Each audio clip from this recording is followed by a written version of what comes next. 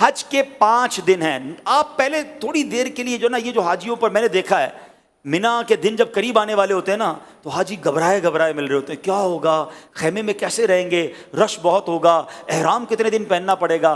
حج کے دن قریب آئیں تو ٹینشن میں نہیں، خوشی میں اضافہ ہونا چاہیے. سب سے پہلی بات، بہت بڑا ٹینشن ریلیز آپ کا یہ کر دیتا ہوں کہ احرام آپ نے 5 دن نہیں، صرف 2.25 دن باندھنا ہے. صرف 2.25 دن کا احرام ہے. 1.5 دن تو پہلے عمرے میں باندھ لیا تھا آپ نے، پھر کائی کی ٹینشن ہے. پہلے میں نے کہہ دیا احرام فرینڈلی ہو جاؤ، اور حج میں میکسیمم 2.5 دن کا احرام ہے، کوئی 5 دن کا احرام نہیں ہے. ٹھیک ہے، تو آدھا ٹینشن تو ویسے ریلیز ہو گیا ہوگا. اب آ جاؤ حج کے 5 دن کیا کیا ہیں.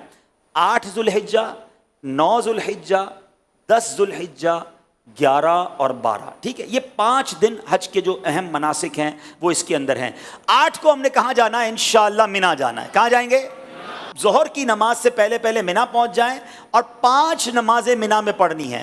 ظہر، عصر، مغرب، عشاء اور فجر. فجر پڑھیں گے وہ کون سا دن ہو جائے گا؟ Very good. کون سا دن ہو جائے گا؟ 9 کا دن. 8 کی ظہر سے لے کر 9 کی فجر تک ہم نے مینا میں رہنا ہے.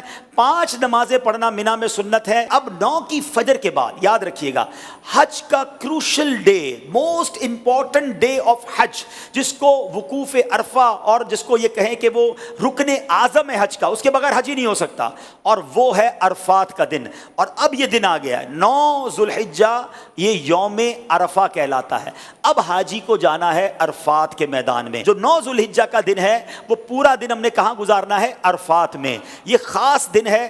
جیسے ہی ظہر کا وقت شروع ہوگا، سبحان اللہ، ظہر کا وقت شروع ہوا اور جتنے لوگ وہاں پر عرفات میں موجود ہیں احرام کی نیت کے ساتھ، وہ سارے کے سارے حاجی ہو گئے. ہاں، ایک لمحہ بھی کسی نے ظہر کا وقت شروع ہونے کے بعد سے لے کر اگلے دن صبح صادق سے پہلے عرفات میں گزار لیا، وہ حاجی ہو گیا. ہاں، لیکن جو صبح چلا گیا ہے یا ظہر کے وقت سے پہلے گیا یا ظہر کے بعد بھی گیا، وہ غروب آفتاب سے پہلے باہر نہیں نکل سکتا. یہ بڑا مسئلہ ہے کہ بعض اوقات ہوتا یہ کہ دوپہر 3-4 بجے سے بعض خیمے والے کہتے چلو بھائی مزدلفہ چلنا ہے. نہیں، مغرب کا وقت ہو گیا، اب آپ آ جائیں گے مزدلفہ. یہ جو رات ہے، اللہ اکبر، بعض علماء فرماتے ہیں کہ یہ حاجی کے لیے شب قدر سے افضل رات ہے. یہ بڑی مبارک رات ہے، دعاؤں کی قبولیت کی رات ہے. پتھریلی زمین پر وہ مزہ آتا ہے جو 5 اسٹار ہوٹل کے بیڈ میں مزہ نہیں آتا. اللہ کی رضا کے لیے لوگ زمین پر پڑے ہوئے ہوتے ہیں. تو بہرحال یہ رات وہاں گزاریں گے. اب آ گیا 10 کی صبح. پاکستان میں 10 تاریخ کو ہم کیا کرتے ہیں؟ قربانی کرتے ہیں نا.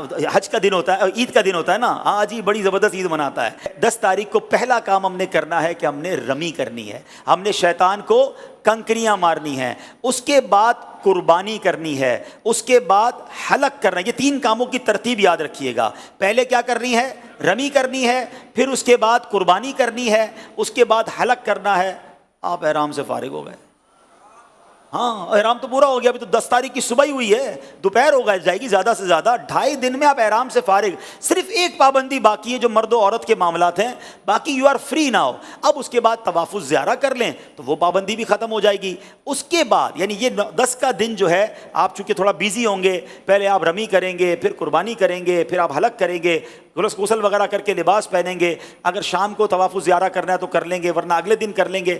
اب صرف آپ نے 11 اور 12 کا دن گزارنا ہے مینا میں، اور راتیں گزارنی ہے مینا میں اور رمی کرنی ہے. ایک واجب باقی رہ جائے گا جس کو طواف رخصت کہتے ہیں. وہ جب وطن واپس جانا ہوگا تب آپ کر لیں گے. تو یہ ہے حج، جو یہ 5 دن ہیں. اس میں پہلا دن مینا میں، اگلا دن عرفات میں، اور بقیہ 3 دن بھی مینا میں گزارنے ہیں. یہ آل ٹوگیدر 5 دن بنتے ہیں. اور آخری دن 12 کو عصر کے بعد مغرب سے پہلے آپ مکہ آ سکتے ہیں. تو یوں دیکھا جائے تو یہ 4.5 دن بنتے ہیں اور 4 راتیں ہیں. تو اٹس ناٹ ہیوج ورک. کوئی ٹینشن ڈالیں اپنے ساتھ، آپ ضرورت کا سامان لے جائیں گے اور لوگوں میں تقسیم کرتے رہیں گے تو انشاءاللہ حج میں کوئی ٹینشن اللہ نے چاہا تو نہیں ہوگی. آپ دوسروں کو ٹینشن ریلیز کرنے کا ذہن بنا لیں، انشاءاللہ آپ کی ٹینشن پہلے ہی ختم ہو جائے گی. انشاءاللہ ہم دوسروں کی مددگار بن کر حج کریں گے انشاءاللہ.